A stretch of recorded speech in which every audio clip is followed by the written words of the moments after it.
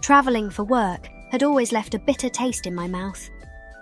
My husband Lucas and I had a stable marriage, but the routine, tight schedules and numerous business trips were starting to wear on our relationship.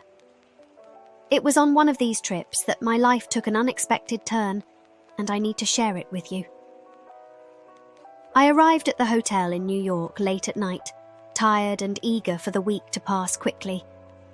The hotel lobby was luxurious, adorned with white marble and imposing chandeliers, but to me, it was just another place to sleep. I went up to my room, unpacked, and headed to the hotel bar, hoping to relax before facing the commitments of the next day.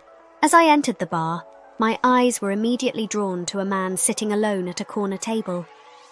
He had an aura of mystery, with his dark, well-groomed hair, a neatly trimmed beard, and deep, enigmatic eyes. He was engrossed in a book, and something about him intrigued me. I sat at the bar, ordered a glass of red wine, and tried not to look at him, but it was impossible. After a few minutes, he looked up from his book, and our eyes met. I felt a chill down my spine. He smiled faintly and nodded in my direction. I couldn't help but smile back. Shortly after, he stood up and walked towards me. "May I sit here?" he asked, his voice deep and seductive. "Sure," I replied, trying to sound casual, even though my heart was racing. "My name is Daniel," he said, extending his hand. "I'm Emily," I replied, shaking his firm hand. "What are you reading?" He showed me the cover of the book. It was a classic piece of literature, something I didn't expect to see in a hotel bar. We talked for hours about books, travels, and life in general. He was funny, intelligent, and had an irresistible charm. Before I knew it, it was past midnight. "I think it's getting late," I said, reluctantly. "I have an early meeting tomorrow." "I understand. It was a pleasure talking to you, Emily. I hope we can meet again before you leave," he said, standing up and holding my hand once more. "Maybe," I replied, feeling a mix of excitement and guilt. I returned to my room with my mind racing. There was something about Daniel that left me unsettled. I couldn't stop thinking about him, even though I knew I shouldn't. What had started as a simple conversation seemed to have awakened something inside me, something I hadn't felt in a long time. I woke up the next day with a mix of anxiety and excitement.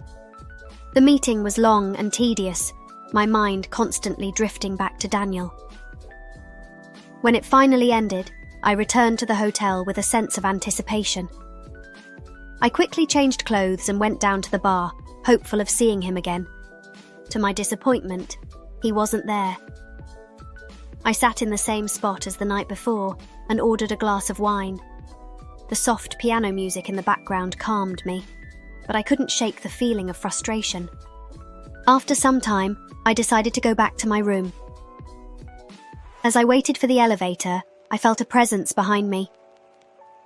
I turned around, and there he was, with that smile that made me forget everything around me. "I thought you weren't coming tonight," he said, stopping beside me. "I had a long meeting," I replied, trying to keep my composure. "How was your day?" "Long as well. But now it seems like it's getting better," he replied, a sparkle in his eyes. We entered the elevator together, and the tension between us was palpable. Neither of us spoke until we reached my floor. When the doors opened, I hesitated for a moment. "Would you like to have some coffee?" I asked, feeling my heart race. "I'd love to," he replied without hesitation. We went into my room, and while I made coffee, we talked about our days. Daniel's presence, the sound of his voice, everything contributed to creating an intimate and enveloping atmosphere. We sat on the couch, and he started telling me about his life. He was a businessman, traveling for work just like me. There was something in his way of speaking, the confidence and sincerity, that made me feel safe. "Emily, you're a fascinating woman. he said suddenly. "I don't know why, but I feel like I can trust you." "I feel the same way, Daniel," I replied, my voice almost a whisper. He moved closer, and when our lips touched, I felt a mix of guilt and desire. I didn't know what I was doing, but I didn't want to stop. The night passed in a whirlwind of emotions, and when I woke up the next morning, he was already gone. He left a note on the bedside table. "Until we meet again, Emily, Daniel." I returned home with my mind in turmoil. What had happened in New York seemed like a distant dream, but reality was about to hit me hard. Lucas was different, more distant than ever. Our communication was reduced to trivial matters, and the coldness between us was palpable. One day, Lucas came home earlier than usual, with a somber expression. I felt a chill down my spine. He looked me in the eyes, and there was something in his gaze that alarmed me. "Emily, we need to talk," he said, his voice grave and controlled. "Sure, what's wrong?" I asked, trying to hide my nervousness. "My new boss started today. He's a very demanding man, but I think we'll get along well. His name is Daniel." My world crumbled at that moment. I tried to remain calm, but my heart was racing. Daniel, the man I had an affair with, was now my husband's boss. The cruel irony of the situation left me stunned. "What a coincidence," I managed to say, my voice faltering. "Yes, quite a coincidence. He told me he met a fascinating woman in New York. A woman named Emily. Not a common name, is it?" Lucas looked at me intently, waiting for my reaction. My mind was spinning. I tried to think of an excuse, but I knew he already suspected. I felt a wave of despair and shame. "Lucas, I can explain," I began, but he interrupted me. "There's nothing to explain, Emily. I already know everything. He told me about your meeting. He didn't know you were my wife until today, and he seemed genuinely sorry. But you betrayed me." Lucas's words cut deep. The pain in his eyes was unbearable. I tried to approach him, but he backed away. "Lucas, please forgive me. I made a terrible mistake. I was feeling lonely, abandoned." "Lonely? Abandoned?" He laughed bitterly. "I was working hard for us, for our future, and you cheated on me with my boss. There's no excuse for that." The guilt consumed me, but I knew there was nothing I could say to fix things. Lucas packed his things and left the house, leaving me alone with my shame and regret. The days that followed were a blur of pain and remorse. Lucas had moved in with a friend, and our conversations were limited to practical matters. He avoided me as much as possible, and I knew he was deeply hurt. Going back to work was also a challenge. Every time I saw Daniel, I felt a mix of anger and guilt. He tried to talk to me a few times, but I avoided him. I didn't want to complicate things any further. One day, I received a summons for a meeting with the board of directors. I entered the conference room with my heart in my throat. Daniel was there, along with other board members. I felt a chill down my spine. "Emily, we've learned about your affair with Daniel," one of the directors said, looking at me sternly. "This is a serious violation of our ethics policy. We need to discuss the consequences." I tried to defend myself, but I knew I was in an indefensible position. The decision was swift. I would be terminated. I left the room with a heavy heart, knowing my career was ruined. I went home and sat on the couch, feeling utterly defeated. Everything I had built, my marriage, my career, was crumbling before me. The affair had cost me dearly, and now I was paying the price. With my termination, I was left unsure of what to do. Lucas was still distant, and I knew he needed time. I decided that the best thing I could do was try to rebuild my life, even if it meant starting from scratch. I sought therapy to deal with the guilt and regret. It was a painful but necessary process. The therapist helped me understand my feelings and take responsibility for my actions. She also encouraged me to try to reconnect with Lucas if he was willing. After a few weeks, I decided to call Lucas. He answered, his voice cold and distant. "What do you want, Emily?" he asked bluntly. I would like to talk to you. Can we meet?" My voice trembled. "All right, at the cafe near our house, tomorrow at 10 a.m. The next day, I sat nervously in the cafe, waiting for him. When he arrived, he looked tired, but there was a determination in his eyes. "What do you want, Emily?" he asked again, sitting across from me. "Lucas, I made a terrible mistake. I cheated on you and I'm paying the price for it. I've lost my job and our relationship is in ruins. But I love you and I want to fix things if you'll give me a chance." He looked at me for a long moment and I could see the pain in his eyes. "Emily, I don't know if I can trust you again, but maybe we can try. Let's take it slow. We need time to heal." Those words gave me renewed hope. I knew it wouldn't be easy, but I was willing to do whatever it took to regain his trust. The following months were difficult. Lucas and I tried to rebuild our relationship, but the trust was fragile. We attended couples therapy, where we discussed our emotions and tried to understand what had gone wrong. "I felt lonely, Lucas.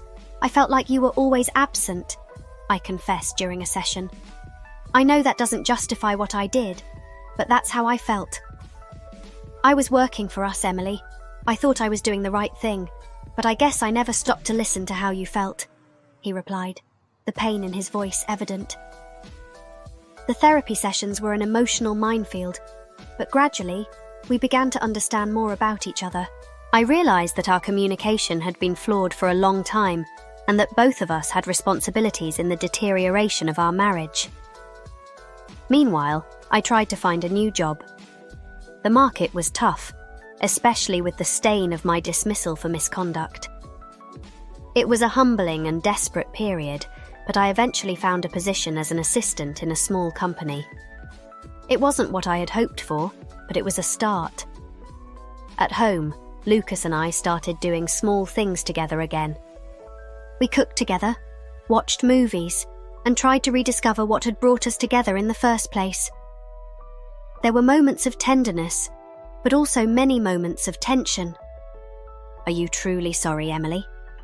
he asked one night as we washed the dishes. "More than I can express, Lucas.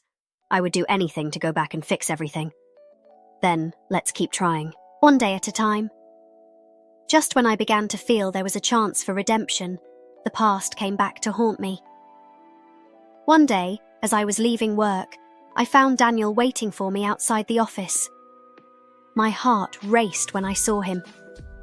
"Emily, we need to talk," he said, his expression serious. "I have nothing to say to you, Daniel. I've already caused enough trouble," I replied, trying to maintain my composure. "Please, just give me a minute. I promise I won't take long." Against my better judgment, I agreed. We went to a nearby cafe and sat at a table in the back. "Emily, I'm sorry for everything. I never meant to cause so much pain. I feel terrible about what happened," he said, his eyes showing genuine regret. "Daniel, what's done is done. We both made mistakes. I'm trying to fix my life and my marriage now. I understand.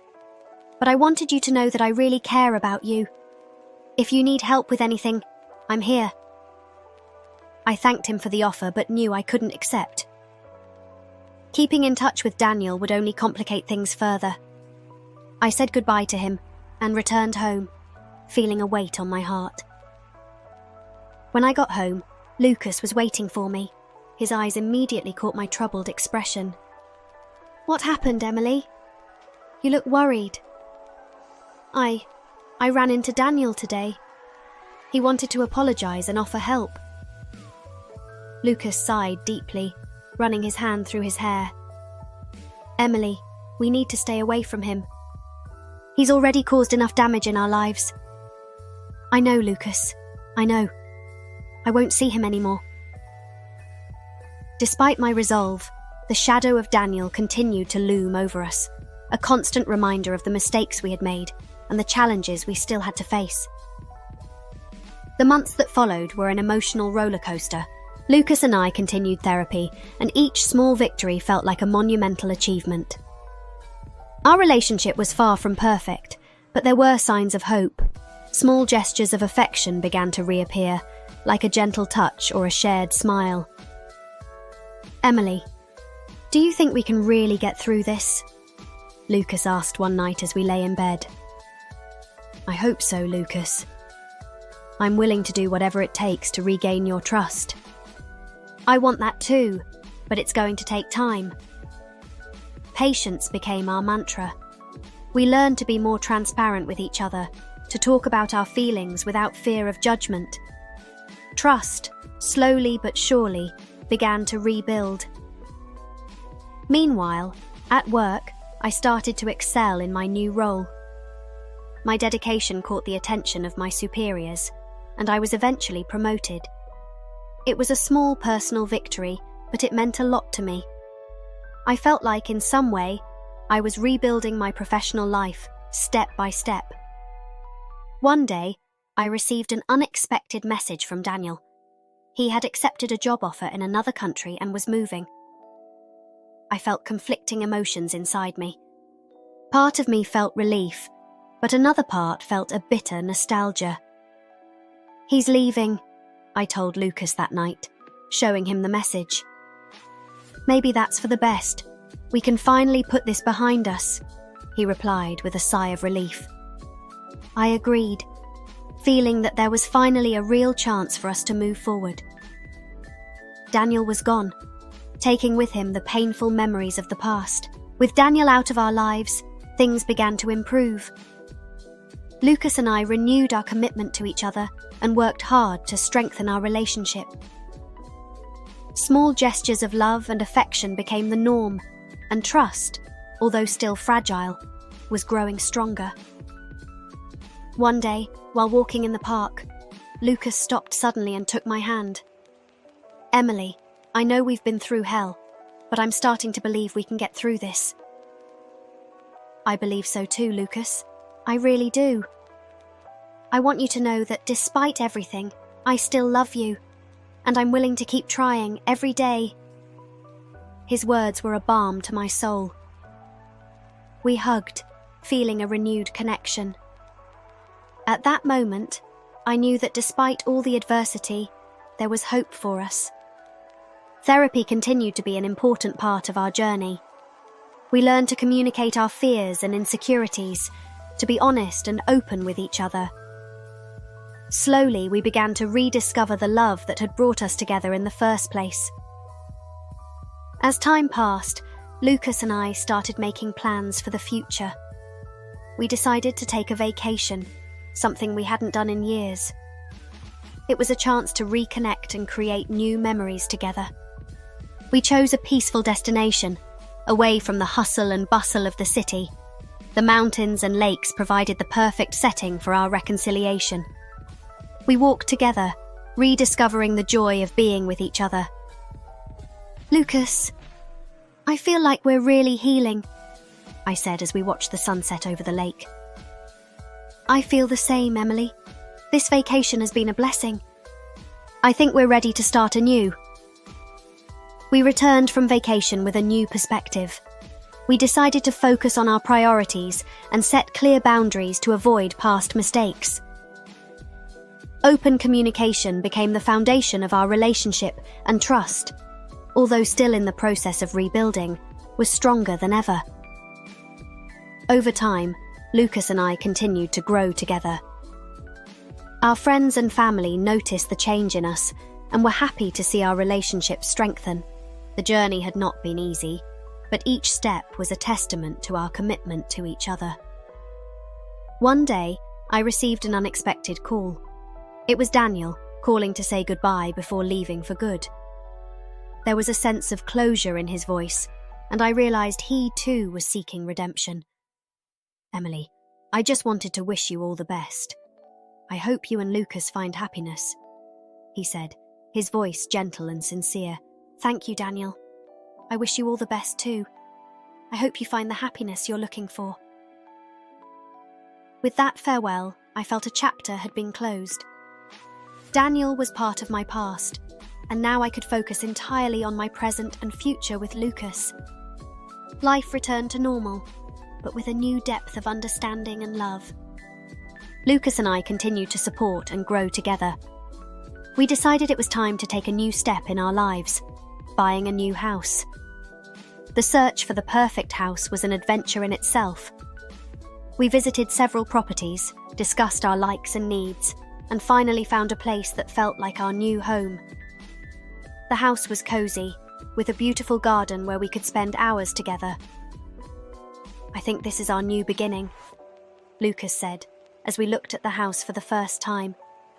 "Yes, it's exactly what we need. A new chapter in our story," I replied, feeling a wave of happiness. We moved into our new house, and the sense of renewal was immediate. We spent days decorating, planting flowers in the garden, and creating a space that reflected our love and commitment. Trust between us had grown significantly. Lucas and I shared our hopes and fears, without secrets, without lies. The wound of betrayal still existed, but it was healing, turning into a reminder of how much we fought to be together. I started to feel an inner peace I hadn't felt in a long time. My work was going well, and the welcoming environment of our new home gave me a sense of stability. Lucas also seemed happier, more relaxed. A year after our reconciliation, Lucas and I decided to renew our vows in a small ceremony. We wanted to celebrate our journey, the strength of our love, and the overcoming of adversity. The ceremony was simple but full of meaning. Our closest friends and family were present, sharing in our joy. Lucas and I exchanged renewed vows, promising to continue supporting and loving each other, no matter what challenges lay ahead. "Emily, over this past year I've learned that true love isn't perfect, but it's capable of overcoming anything," Lucas said, looking into my eyes with sincerity. "Lucas, you're the reason I believe in love and redemption. Thank you for giving me a second chance." Now, as I write these words, I'm sitting in the garden of our house, listening to the birds sing and feeling the gentle breeze. Lucas is beside me, reading a book. Our journey wasn't easy, but each challenge made us stronger. The betrayal and regret were shadows in our path, but the light of love and hope always shone brighter. I learned that forgiveness, communication, and commitment are the foundations of a lasting relationship. I know we will still face difficulties, but I also know that together we are capable of overcoming anything. Our love has been tested, but it has emerged stronger and more resilient. And so, with a heart full of gratitude and hope, I am ready for the future alongside the man I love. Our story of redemption is a reminder that, even on the darkest nights, there is always a possibility of a new dawn. This is the end of my account, but only the beginning of our new chapter.